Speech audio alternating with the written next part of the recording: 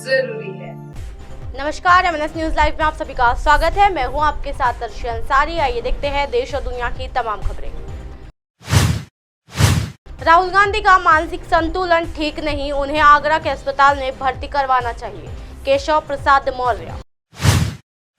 पीड़ित परिवारों को ममता सरकार ने दिए 2000 के नोट, बीजेपी ने पूछा कहां से आई ये करेंसी। हिमाचल में ओपीएस की वजह से हारे वोटर सेंस, केवल पॉलिटिकल एजेंडा, जयराम ठाकुर। आइए देखते हैं खबरें विस्तार से। राहुल गांधी का मानसिक संतुलन ठीक नहीं, उन्हें आगरा के अस्पताल में भर्ती करवाना चाहिए, यूपी के डिप्टी सीएम केशव प्रसाद मौर्य का बयान। जी हां, उत्तर प्रदेश के डिप्टी सीएम केशव प्रसाद मौर्य ने कांग्रेस नेता राहुल गांधी को लेकर विवादास्पद बयान दिया है। जी हां, केशव प्रसाद ने कहा है कि राहुल गांधी का मानसिक संतुलन ठीक नहीं है, उन्हें आगरा के अस्पताल में भर्ती करवाना चाहिए। केशव प्रसाद केंद्र सरकार के 9 साल पूरे होने के मौके पर आगरा में व्यापारी सम्मेलन में पहुंचे थे। इस दौरान राहुल के अमेरिका दौरे को लेकर पूछे गए एक सवाल के जवाब में राहुल को आगरा अस्पताल में भर्ती कराने की बात कही। इसके साथ ही केशव प्रसाद मौर्य ने अखिलेश यादव को गुंडों का सरदार बताया। जी हां, अखिलेश पर साधा निशाना। केशव प्रसाद मौर्य ने कहा, गुंडे, अपराधियों और माफियाओं का कैसे सपा से पूरी तरह से जुड़ाव हो जाए, लोगों को कैसे परेशान किया जाए, इसके लिए काम किया जा रहा है।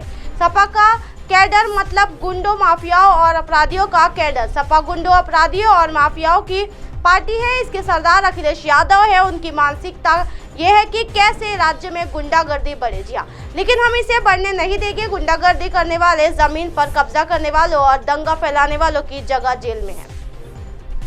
यूपी में 80 सीटें जीतेगी। जी हाँ, डिप्टी सीएम केशव प्रसाद मौर्य ने मीडिया से बातचीत में दावा किया है कि हम इस बार 2024 का आंकड़ा पार करेंगे। 2014 में हम यूपी में 73 सांसद जीते थे, 2024 में पूरे 80 सांसद जीतेंगे। उन्होंने कहा कि देश की जनता इस संकल्प के साथ खड़ी है कि पीएम मोदी 2019 से भी बड़े बहुमत की सरकार बनाएंगे और देश को विश्व गुरु बनाएंगे। उन्होंने कहा कि यूपी में नगर निगम चुनाव में हम 17 में से 17 सीट जीते हैं, ऐसे ही लोकसभा चुनाव में हम जीतेंगे। राज्य में डबल इंजन की सरकार काम कर रही है। केंद्र में पीएम मोदी और राज्य में योगी आदित्यनाथ के नेतृत्व में अच्छा काम हो रहा है। जी, अखिलेश और केजरीवाल के मुलाकात पर कही ये बात।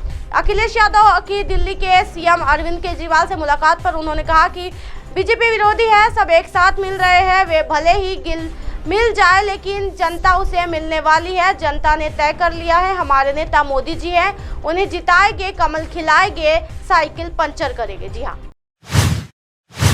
पीड़ित परिवारों को ममता सरकार ने दिए 2000 के नोट, बीजेपी ने पूछा कहां से आई ये करेंसी। जी हाँ, बालासोर हादसे में पश्चिम बंगाल के कई लोगों की मौत हुई, जिस पर ममता सरकार ने मृतकों के परिजनों के लिए 2-2 लाख मुआवजे का ऐलान किया था।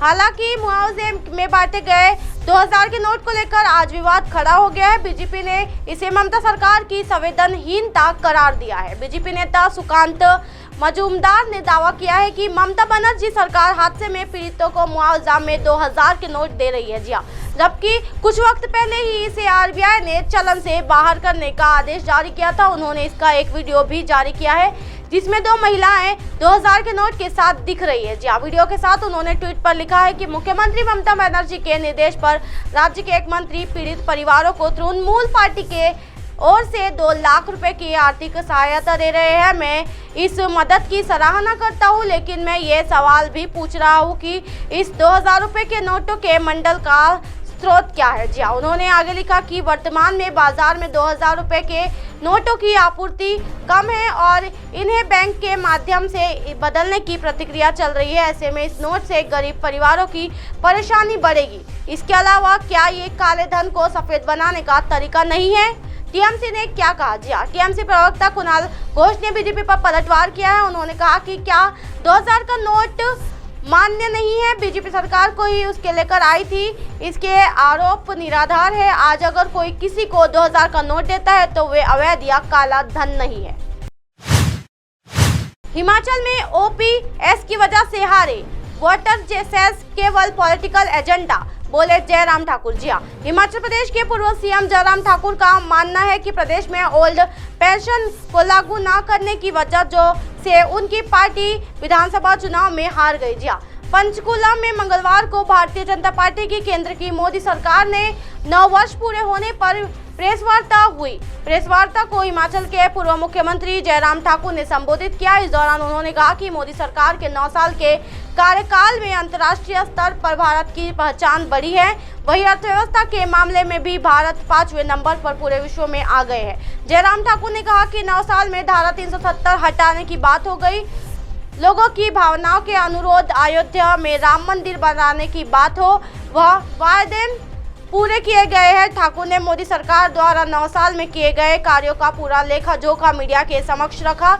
एक प्रश्न के जवाब में उन्होंने कहा कि हिमाचल में 5 साल उन्होंने अच्छी तरह सरकार चलाई और खूब विकास कार्य किए, लेकिन कांग्रेस की 5 महीनों की सरकार से ही लोग उब चुके हैं। जी हाँ, पूर्व मुख्यमंत्री जयराम ठाकुर ने माना कि हिमाचल में भाजपा की हार का मुख्य कारण ओल्ड पेंशन स्कीम की लागू न करना रहा। जयराम ठाकुर ने कहा कि हिमाचल सरकार द्वारा जो हरियाणा पंजाब पर वाटर सेस लगाया जा रहा है, वो कहा कांग्रेस सरकार का केवल एक पॉलिटिकल एजेंडा है। जी हाँ, इससे किसी भी राज्य में को कोई लाभ नहीं मिलेगा, जबकि ये मामला केंद्र सरकार के संज्ञान में भी है। जयराम ठाकुर महंगाई पर पूछे गए प्रश्न पर असहज नजर आए। उन्होंने कहा कि महंगाई को भी ठीक करना नरेंद्र मोदी का ही काम है और यह इसे भाली भांति करेंगे।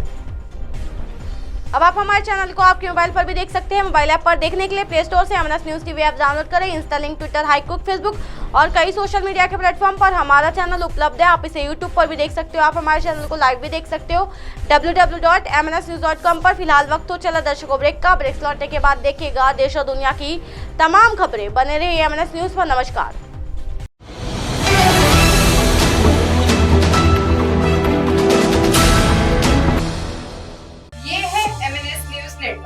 और आप देख रहे हैं MNS न्यूज।